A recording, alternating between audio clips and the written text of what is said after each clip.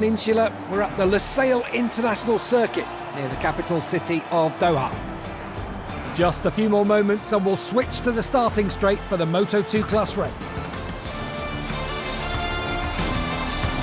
We're moving to the live feed on the starting grid where everything is now ready for the start of the race.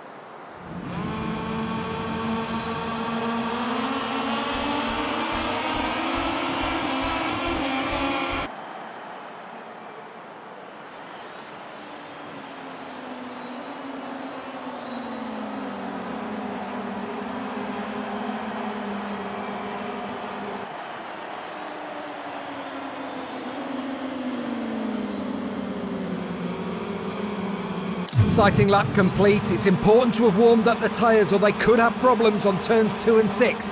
All eyes on the lights now. Everything's ready for the start of the Qatar Grand Prix.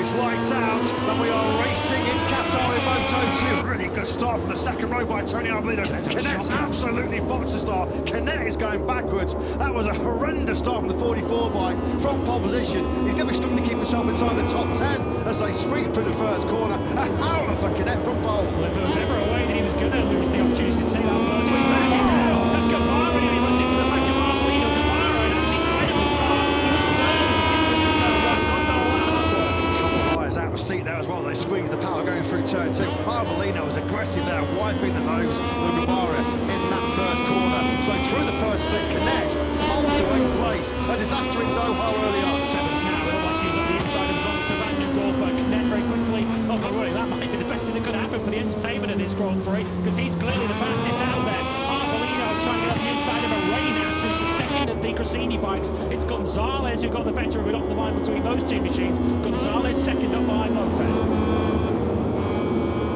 Arbolino, who sides up the inside of Arenas, and Canet waiting behind him, ready to take the opportunity and move up another place. The door slam shut in his face as Arenas decides to go on the attack instead, and Van Der Gorp getting involved too. Oh, look at this, 3-4 abreast. They attack hard into turn 10. Brilliant early action here in Moto2, side by side now. Canet and Arenas as they sweep through 11. Just on the inside goes Canet. Left foot off the foot brake there as he swept underneath Arenas. Been a poor second lap so far for Arenas, who's dropped from 3rd to 5th. Marcos Ramirez had a poor first lap. He was 7th off the line, dropped back to 5th. Canet into the top 3 then. He had a couple of goes earlier in the lap of going through on Tony Arbolino, but this time he's made a mistake. Oh, that was Arbolino there. Contact with Arenas as Arbolino nearly lost another position. That was 4th they were battling for. Arbolino just managed to hold it, but it's really getting physical as they bump around the leading group. And look how quickly Canet has latched onto the rear tyre of Manu Gonzalez. Yeah, doesn't want to mess about, does he? He's so eager to get to the front and just try and break away from the pack here.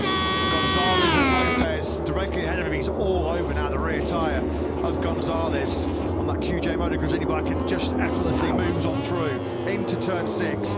Getting busy now, isn't he, Canet? This is just surely a matter of time before he's able to dispense of Lopez and then work out, calculate how he can open a gap at the front and then just stay managing to check a flag. He's got the potential, Lewis, to dominate this Grand Prix, no question. Arenas side past Arbolino as well, so Arbolino quickly losing touch with this leading group of 3. He's going for it. Arenas goes through. Canet now into the lead. Remember, at turn 1, 2 laps ago, he was 8th. He's already into the lead of the race midway through lap 3. We're about to complete lap 5 of those 18. It will be 44, who started from pole. Canet that leads. Right in his slipstream, Lopez and Gonzalez.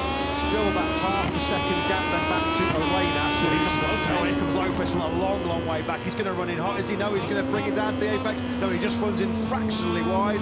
Canet will have the inside line through 1, but not through 2. And Lopez then on the cutback, back at the front. Well, we said the onus was on him to make a race of it, and thankfully for the neutrals, he's doing so. And pace really dropped off on that lap. Canet back to a 58.8. Lopez and Gonzalez right on his down to 58.7s, and Gonzalez now on the inside of Aaron Canet. What has happened to the 44 against the front so quickly? Maybe there's a little bit of uncertainty in this Moto2 field, having not done any long runs on Friday night. Perhaps they're all just a little bit cautious to take too much out of their rear tyre, knowing that there is still an awful long way to go. 13 laps still remain. Here comes Barry on a number 7 doing Sheen proud here. Brilliant by Barry Malthus. Easily eases through on Canet. right into P3. This is brilliant from Baltas.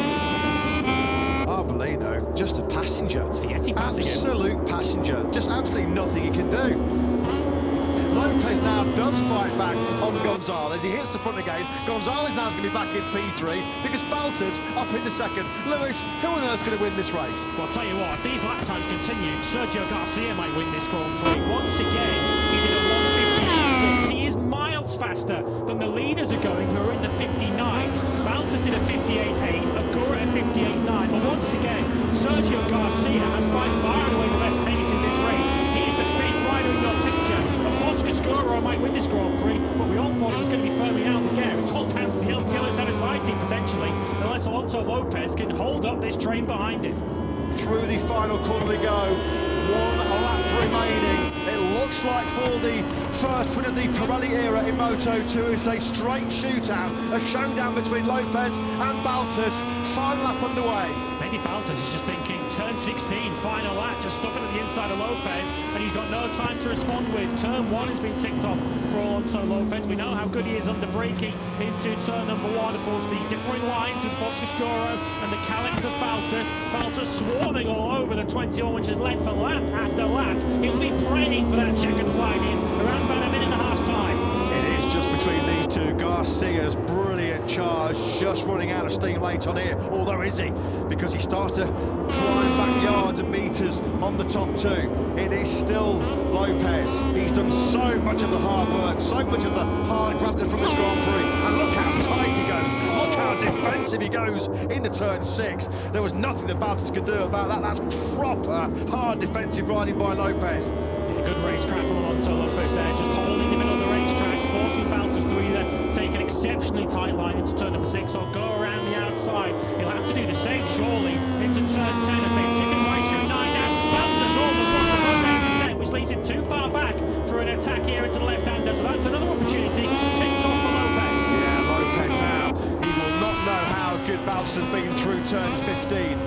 He's running out of time here, running out of corners is Baltas if he is to take an unforgettable first Grand Prix victory. Who's going to take the spoils at the start of the Pirelli era? It is all coming down to a final corner climax here, isn't it? In Qatar. It's still Lopez from Baltas. Baltas has to get as slow as possible through turn 15, follow him through this. We're heading to the Parc Fermé with the live coverage where the 3 podium finishers have just arrived. The winner is over the moon and quite rightly indulging in a few celebrations with his team.